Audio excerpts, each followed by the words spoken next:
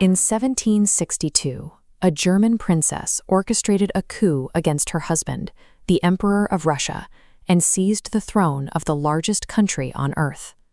She would rule Russia for the next 34 years, expanding its borders by 200,000 miles and transforming it from a regional power into a major European empire.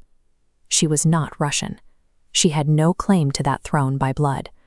And yet, she held on to it longer than almost any monarch in the history of the modern world. She was born Sophie in Prussia in 1729. Her childhood was comfortable but not grand. What distinguished her from an early age was a focused, obsessive interest in observing the people around her, learning exactly how the social hierarchies of 18th century Europe functioned. She realized very young that she had no hereditary weight to throw around.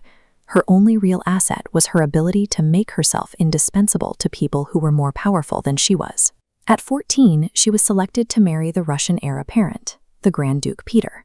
She arrived speaking no Russian, knowing nothing of the church, and possessing essentially zero political standing. While her husband remained indifferent, Catherine went to work. She learned the language, converted to Orthodoxy, and began building quiet nodes of support within the military and the court. Peter, meanwhile, was busy alienating everyone. He was unstable, he drank heavily, and he made no secret of his contempt for the very country he was supposed to lead.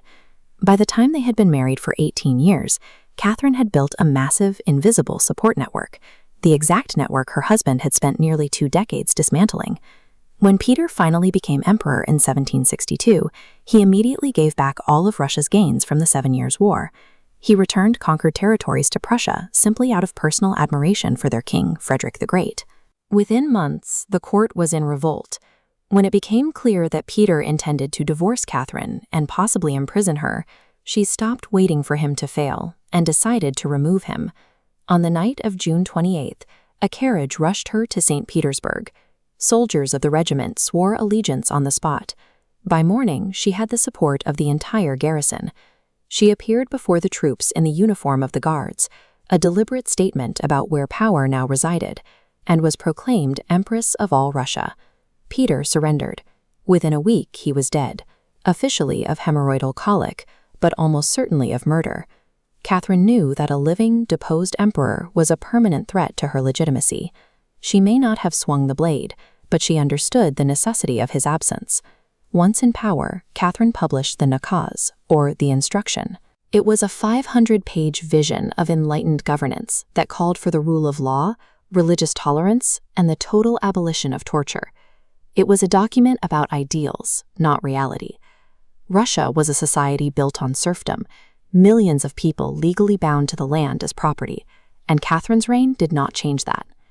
The central contradiction of her rule was tested in 1773, when a massive serf rebellion led by a man named Pugachev swept across the empire. Catherine didn't respond with Enlightenment philosophy. She responded with force. She had Pugachev executed and then tightened the legal chains on the serfs to ensure it could never happen again. When the survival of her empire clashed with her personal ideals, Catherine chose the practical maintenance of absolute power. She pushed the borders of Russia south to the Black Sea and west deep into Europe, absorbing large portions of Poland and the Crimea. Her partner in this expansion was Grigory Potemkin. He was her lover, the architect of her southern victories, and likely her secret husband. But power at this scale is isolating. When news reached Catherine that Potemkin had died in 1791, she reportedly collapsed. She had spent 34 years building one of the largest empires on earth, and she spent her final years in a state of intense personal isolation before dying of a stroke at age 67. Almost immediately after her death, the stories began. Crude jokes and invented myths about her private life were used to caricature her and reduce her legacy. It was a survival tactic for the men who wrote the history books. A woman who had seized absolute power and ruled effectively for 3 decades was easier to manage as a punchline than as a peer. Strip away the noise, and the actual story is about a ruler who understood the mechanics of power with extraordinary clarity, where it came from, what it required, and what it cost.